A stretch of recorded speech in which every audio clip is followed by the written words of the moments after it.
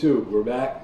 Our first video. So 3.5 weeks out today from the Amateur Olympia. Basically going to take you guys through an arm day today, kind of check in, let you know what the latest is as far as my prep goes. So this morning I checked in with my coach. We hit a new law, it was super flat. So luckily enough, I get a little bit of extra food today. So post-workout, we're gonna go smash 35 pieces of sushi. So that's gonna be fun. I'll bring you guys along for that. But for right now, we're just getting the pre-workout meal made. Okay, so right now my diet is predominantly whitefish. I'm a tilapia guy, it's the only fucking fish I can eat. But I like to split this meal a little bit. I'll do half egg whites, half white fish as my protein source. This is usually 8 ounces of white fish pre-workout, but I like to add the egg whites, one because I digest them really well. They're super lean, and they're really high in leucine, which is a really good amino acid to have pre-training. Okay, it helps with performance and recovery in the gym. I'll split this up and I'll do 4 ounces of tilapia that I already have cooked up here. Okay, and then I'll do 230 grams of egg whites there. And then for carbs, I already made it. I'll take it out of the freezer here in a second. I have 60 grams of carbs from cream of rice. Okay, and we'll do some berries with that too. All right, so finished product, but I already took 3 caps of this down. That's gonna help shuttle these carbs to the muscle before I go train. 230 grams of egg whites, 4 ounces tilapia with some romaine lettuce, and then 60 grams of carbs from cream of rice with 80 grams of berries. Okay, so I'm gonna put this meal down real quick. All right, so on the way to hit some arms. Training's held on pretty well for the most of this prep somehow. Strength, gym performance is all kind of held. I talk to a lot of my clients about this,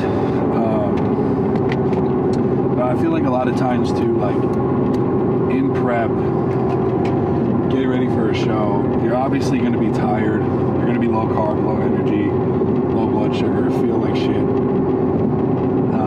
But you're still, at the end of the day, you're eating 5, 6, 7 meals a day. If you're enhanced, you're taking PEDs. There's no real reason for you to train like a pussy. It's more of a mental. There are times and places, obviously sometimes just from leverage standpoints, like your pressing strength will fall off a little bit, things like that. But if you can mentally not give in to the fatigue, you'd be surprised at how well your gym performance can maintain. So.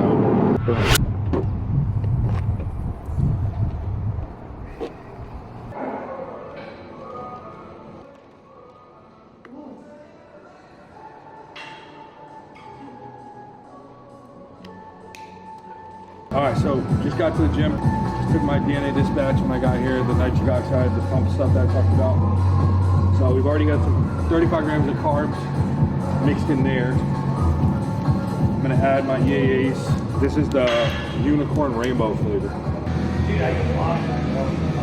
The 1 scoop EAAs, 10 grams of glutamine going in as well.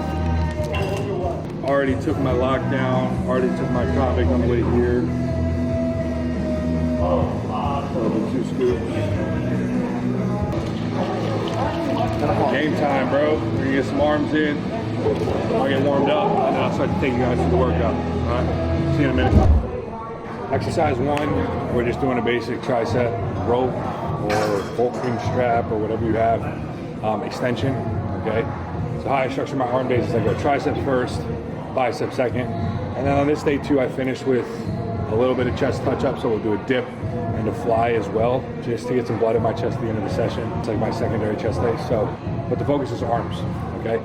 Understanding the ways that your muscle fatigues and the way you want to train the muscle is super important. So you're weakest in a shortened position, okay? So when the muscle is squeezed or contracted, you're your weakest there, okay? You're strongest when you're stretched under load.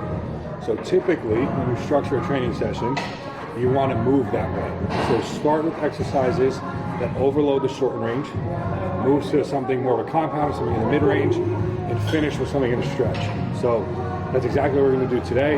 Okay, I'm still just warming up my triceps here. So we will build, warm up the elbows. We're going to build to like 2 to 3 working sets, maybe finish with a drop, okay? Then once there's a lot of blood in the triceps, we'll move into a compound, and then we'll finish with an exercise, the triceps here that overload the stretch. And then we'll get into some bicep work. Okay, so I'm just gonna take my time building.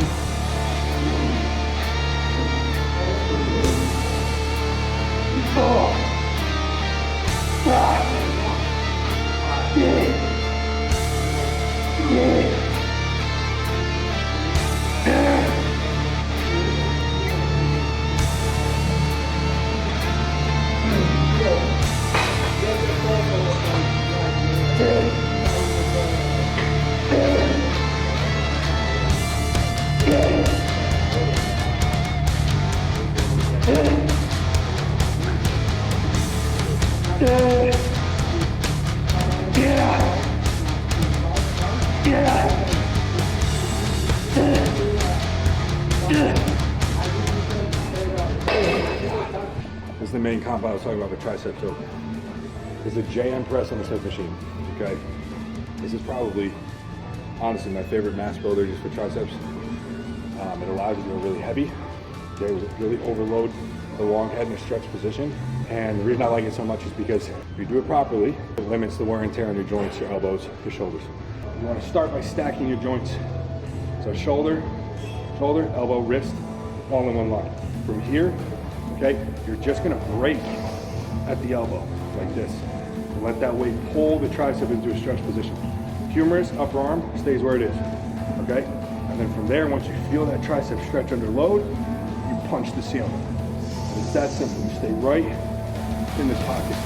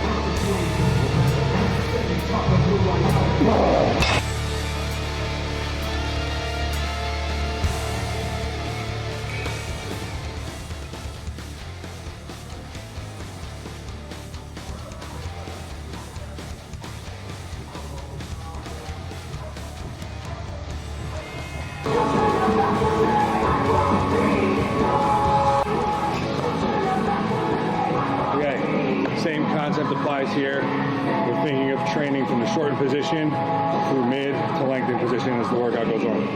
So this cable curl variation, because of my positioning and where I'm set up, you're gonna feel in the peak contraction here at the top, there's a lot of load, a lot of tension on the bicep. Okay, so it's hard to get here and get short, but this is the perfect time to put that in when your biceps are fresher, they're less fatigued. Then we'll move into a Pritchard curl. Okay, some a little more mid-range, kind of an overall, depending on the machine you use, but strength curve's pretty evenly dispersed. So you're kind of hitting it through the full range of motion. And then we'll finish with a stretch curl, an incline curl. They got a really cool new tech machine here that we're going to use for it. Some people have access to that, but even just like an incline dumbbell curl can suffice for that move, but it's the same thought process. So shorten through mid through lengthen.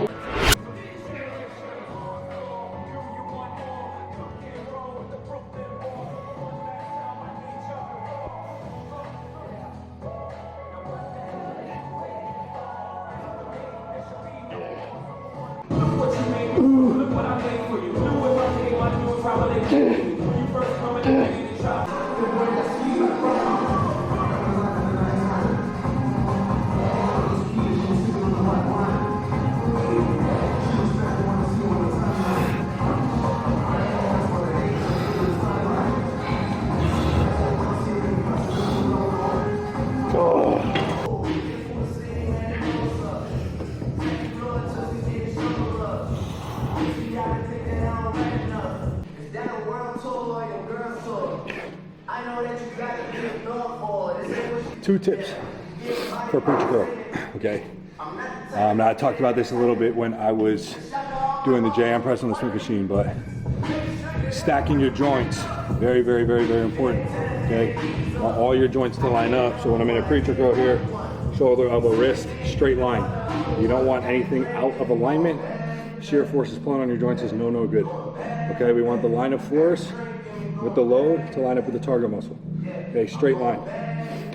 Second thing is when you're turning around out of the hole, okay, instead of thinking about just curling, think about actively driving your tricep, your upper arm, into the pad. So as you curl, you're driving downward pressure into the pad, and up and in, okay? It's gonna keep you more stable, and it's gonna keep that load right on the bicep, as opposed to moving onto the shoulder, other joints, etc.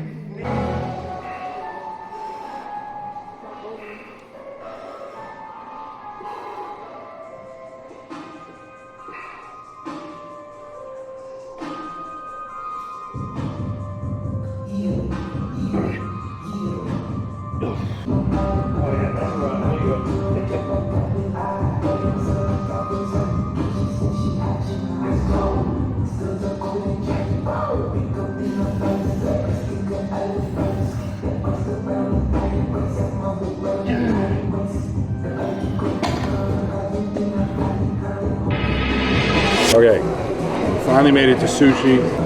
We had to rush out of the gym at the last minute. We got the boot. We got here super busy. So it's been like almost an hour plus since we finished training. But I already put down my 3 caps of Humislint, always pre-high carb meal, especially something like this. We got 35 pieces of sushi going down. We got a bunch of rolls here, a couple more coming. So I'm gonna sit back and enjoy this. And this is probably gonna be where we wrap the video for today. So I appreciate you guys tuning in. First real YouTube video. 3.5 weeks out from the Amateur O. Please like, comment, subscribe, share with a friend, whatever, the whole fucking 9. Do your thing. And we will tap back in with you guys for the next one. So appreciate everyone clocking in with us. I'm gonna enjoy the shit out of this because I'm hungry as fuck. So I'll see you guys in the next video. Boom.